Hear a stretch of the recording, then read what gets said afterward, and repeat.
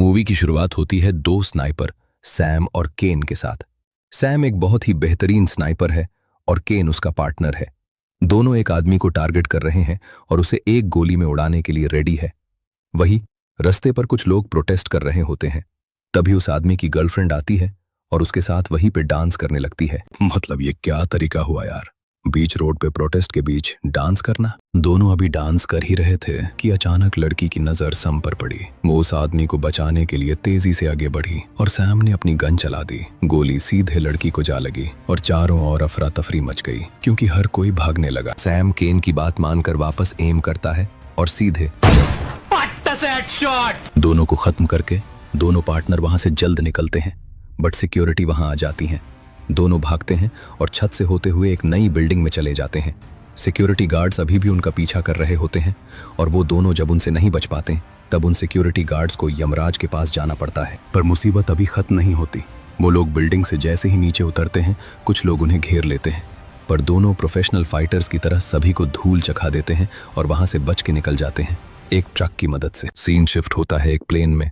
Sam बहुत दुखी होता है क्योंकि उसने एक बेगुनाह औरत की जान ली थी, क्योंकि उसको लगता है उसकी कंपनी जीस को भी मारने के लिए कहती है।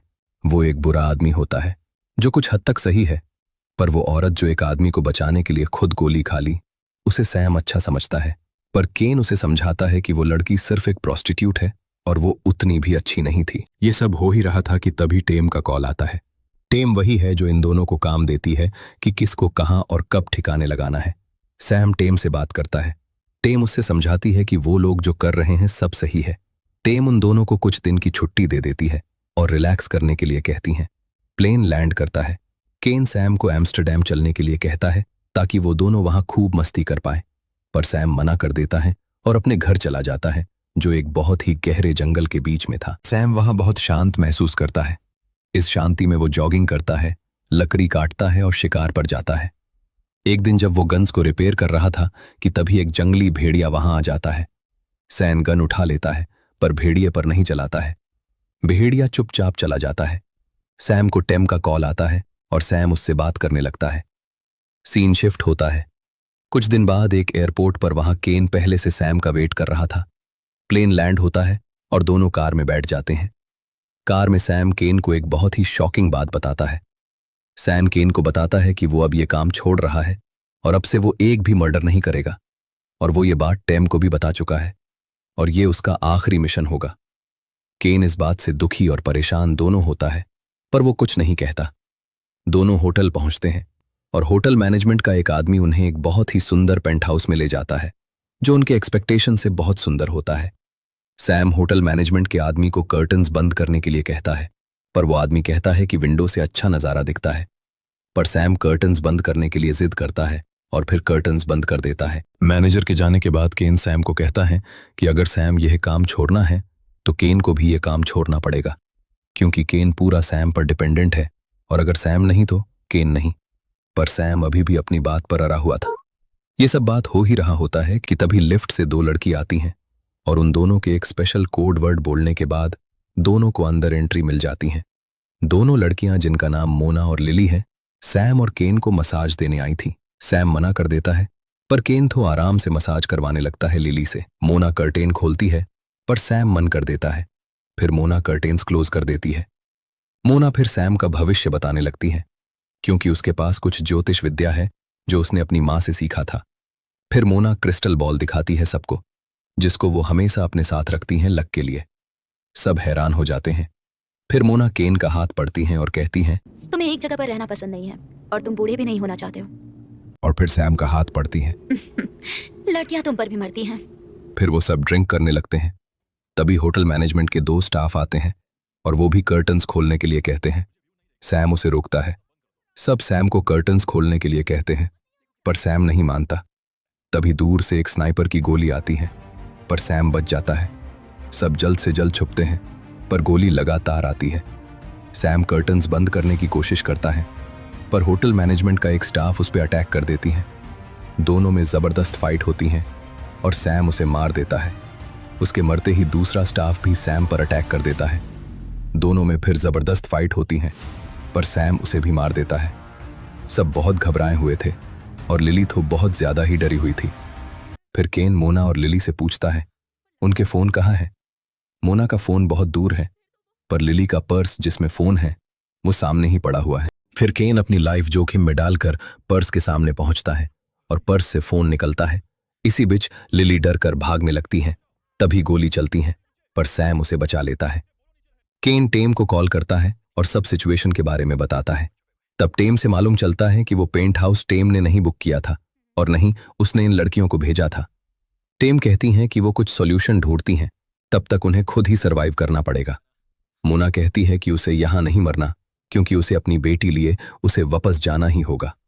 मोना सैम को बहुत बुरा भला कहती हैं, क्योंकि सैम एक हत्यारा है और मोना के हस्बैंड को भी एक सैम की तरह ही एक हत्यारा ने मारा है और उसने अकेले ही अपनी 8 साल की बेटी को बड़ा किया है। इसी सब के बीच एक स्टाफ जो होटल मैनेजमेंट से था वो अटैक कर देता है सैम पर। सैम हार रहा होता है, पर तभी केन आता है और स्टाफ को बिल्डिंग से नीचे फेंक देता है। सैम केन को थैंक यू बोलता है, पर तभी ही एक गोली आके सीधे केन के पीठ पे लगती है और वो गिर जाता है। सबको लगता है वो मर गया, पर मोना कहती हैं कि उसकी सांसें चल रही हैं। टेम का कॉल आता है और टेम कहती है कि सब क्लियर है और वो भरोसे के लिए फ्लैश भी दिखाती हैं। सैम चैन की सांस लेता है और बाहर निकलते हैं पार। तभी एक गोली चलती है। सैम जल्दी से छुपता है और तभी ही दिमाग हिला देने वाली खबर बाहर आती है कि टेम ही ये सब के पीछे है और वही सैम को मारना चाहती हैं, क्योंकि सैम अब ये काम छोड़ रहा है जिससे उनकी कंपनी को बहुत खतरा हो सकता है। इसलिए वो सैम का मुंह हमेशा हमेशा के लिए बंद कर देना चाहती हैं। टेम अपने ऑफिस में बैठकर सब कुछ देख रही होती हैं और टेम एक राज खोलती हैं कि सैम और केन का पहला काम भी यही था, जो इस कंपनी को छोड़ रहे थे उन्हें हमेशा के लिए खत्म कर देना। सैम ये सब जानकर बहुत गुस्सा होता है। तभी कुछ गोलियां चलती हैं और लिली डरकर भागने लगती हैं और तभी एक गोली सीधे लिली को लग जाती है। मोना लिली को अपने पास खींचती हैं और वो बहुत रोती हैं। लिली मर चुकी थी। सैम को एक आइडिया आता है और वो मोना का क्रिस्टल बॉल लेता है और कैमरा पर मार देता है और अब टेम उन लोगों को नहीं देख सकती। टेम को बहुत गुस्सा आता है। मोना सैम से पूछती हैं कि अब क्या करना है, तो सैम कहता है कि इंतजार। सुबह होती ही शूटर को अच्छा शॉट नहीं मिलेगा शूट करने के लिए। कुछ बंदे लिफ्ट से पेंट हाउस पर आते हैं, वो भी पूरे एम्यूनेशन के साथ। सैम दौड़ता है और अपना स्नाइपर लेता है और दूर बिल्डिंग में बैठे एक स्नाइपर को मार देता है। सभी लोगों को उसकी लोकेशन मालूम चल जाती है और वो लोग नॉन स्टॉप शूट करते हैं, पर सैम अपने फाइटिंग स्किल से और गन की मदद से एक एक करके सबको मार देता है। एक आदमी मोना को पकड़ लेता है, लेकिन सैम अपने बहुत ही लाजवाब शूटिंग स्किल से उसे भी खत्म कर देता है। मोना सैम को धन्यवाद कहती है और कहती है कि अगर वो मर जाए तो सैम उसकी बेटी मेलिना का ख्याल रखे। सैम कहता है कि वो दोनों यहाँ से बचकर निकलेंगे, पर मोना कहती हैं कि सैम एक सर्वाइवर है पर मोना नहीं है। ये सब बातें हो ही रही होती हैं कि तभी कुछ और गुंडे लिफ्ट से ऊपर आ जाते हैं। सैम बंदूक उठाता है और सबको मारना लगता है, पर एक आदमी उस पे भारी पड़ने लगता है, पर सैम उसको लिफ्ट में बंद करके बम से उड़ा देता है। एक और आदमी उठता है, पर मोना उसे गोली मार देती है। तभी स्नाइपर गोली चलाता है और मोना को सीधे वो लगती है। फिर सैम गुस्से से स्नाइपर लेता है और सीधे स्नाइपर पे गोली चलाता है। दोनों साथ में गोली चलाते हैं, पर सैम बच जाता है और वो दूसरा गुंडा मर जाता है। मोना मरते वक्त सैम को उसकी बेटी मेलिना का ध्यान रखने के लिए बोलती है। सैम बहुत दुखी होता है, पर तभी केन होश में आता है, जिसकी रीढ़ की हड्डी टूट चुकी होती है और अब वो सीधे खड़ा और चल नहीं सकता है। केन के लाख मना करने के बाद भी सैम केन को अपने साथ ले जाता है, पर तभी टेम एक फाइटर ड्रोन भेजती है।